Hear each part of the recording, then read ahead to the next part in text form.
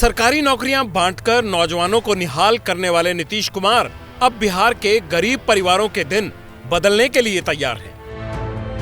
बिहार लघु उद्यमी योजना कैबिनेट में पास हो गई है। राज्य के 94 लाख गरीब परिवारों को अब अपने खाते में रुपए आने का इंतजार है। जातीय आधारित जो गणना हुई थी उसमें एक महत्वपूर्ण योजना स्वीकृत हुई थी, जिसमें हर निर्धन परिवार को 2 लाख रुपए राज्य सरकार देने का निर्णय लिया गया था। इसके अंतर्गत 94,33,312 लोगों को 2 लाख रुपए बिहार लघु उद्यमी योजना के अंतर्गत राशि देने का निर्णय हुआ था। राज्य सरकार ने प्रक्रिया निर्धारित की है कि किस प्रकार इस योजना के अंतर्गत आवेदन प्राप्त किए जाएंगे। ये योजना तो उसी वक्त तैयार थी जब बिहार में जातिगत जनगणना के आंकड़े सामने आए थे।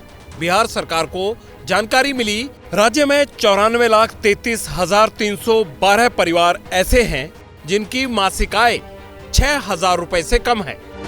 लघु उद्यमी योजना ऐसे ही परिवारों के लिए है। हर परिवार के एक सदस्य को 5 साल में 2 लाख रुपए दिए जाएंगे, लेकिन रकम एक साथ नहीं बल्कि 3 किस्तों में मिलेगी। पहली किस्त में 25% यानी 50,000 रुपए मिलेंगे, दूसरी किस्त में 50% यानी 1 लाख रुपए दिए जाएंगे और तीसरी किस्त में 25% यानी 50,000 रुपए और दिए जाएंगे। 2022-23 के लिए सरकार ने 250 करोड़ रुपए स्वीकृत किए हैं, यानी सभी परिवारों को एक साथ अनुदान राशि नहीं मिलेगी। नीतीश ने गरीब परिवारों के लिए योजना बनाई तो इस मुद्दे पर उन गरीबों की राय जानना बहुत जरूरी है। कहने के मतलब है कि गरीब परिवार को देंगे पैसे, बाकी देंगे नहीं। अभी चुनाव का अभी आ रहा है तो चुनाव में सब कोई गछ लेगा कि हम दे देंगे, बाकी देंगे कोई भी नहीं। संजीत पेशे से कारपेंटर हैं। मेहनत के बावजूद कमाई बहुत कम है, इसीलिए नीतीश की 2 लखिया के पात्र हो सकते हैं, लेकिन संजीत को सरकार के वादे पर भरोसा नहीं। नीतीश जी हो चाहे तेजस्वी, सब झूठा बात है सर। हमारे को तो कुछ लाभ नहीं है सर। हमारे तो आओ गरीब परिवार से हैं सर, कमाते हैं खाते हैं और क्या है, ये सब तो देखते हैं। बिहार का तो लोकेशन तो देखवे कर रहे हैं सर कि कैसा स्थिति बिहार का रहता है। यकीन तो संतोष कुमार को भी नहीं है कि सरकारी खजाना खुलेगा और गरीब की जेब तक 2 लाख रुपए पहुंच जाएंगे। जो वादा किया गया है, ये वादा तो किए हैं, लेकिन जिसको बहुमत है, जिसको पैरवी है, उसी को पैसा मिलेगा। ये गरीब तक नहीं पहुंच पाएगा।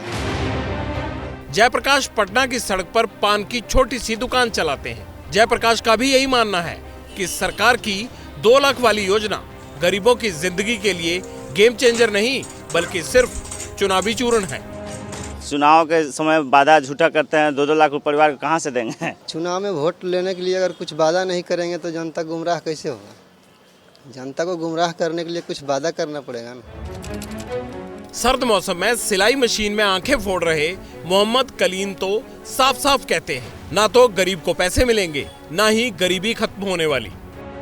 वादा हुआ तो मिलेगा, उम्मीद कम है, देखिए मिलेगा तब ना।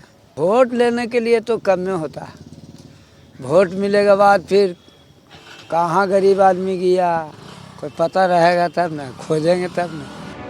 यानी जिनके लिए योजना मंजूर है उन्हें ना तो नीतीश के वादे पर भरोसा है, ना तो नीतीश बाबू का इरादा नजर आ रहा है, लेकिन नीतीश की पार्टी इसे क्रांतिकारी कदम जरूर बता रही है। देखिए, ये एक कालजयी और ऐतिहासिक निर्णय है। एक तरफ मोदी मॉडल है जो केवल बड़ी बड़ी बातें जिस मॉडल में कही जाती है और किया कुछ भी नहीं जाता है, चाहे वो 2 करोड़ नौकरियां अर्थात 10 वर्षों में 20 करोड़ नौकरियों का सवाल हो या 15 लाख रुपए हर अकाउंट में जाने का सवाल हो। केंद्र सरकार के द्वारा सहमति व्यक्त किए जाने के बाद बिहार में जातीय सर्वे कराने पर सहमति बनी और उनके आंकड़ों के आधार पर ये एक महत्वपूर्ण निर्णय सामने आ गया।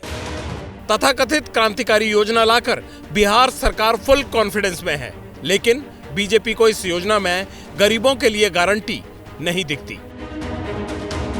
ये धोखा है, बिहार सरकार धोखा कर रही है बिहार की जनताओं के साथ। चला चली के बेला में ये ठगने की काम कर रही है। आप 2 लाख रुपया देंगे कितने दिनों में? 2 लाख कितने दिनों में देंगे? 5 साल के अंदर बोले हैं ना। राज्य को कितना पड़ेगा? मंथली कितना पड़ेगा? एक परिवार में 5 लोग हैं, क्या वो विकास करेगा? क्या रोजगार करेगा? महीना में 3-3.5 हजार रुपया पड़ेगा। 5 लोग परिवार के हैं, भोजन भी नहीं चल पाएगा।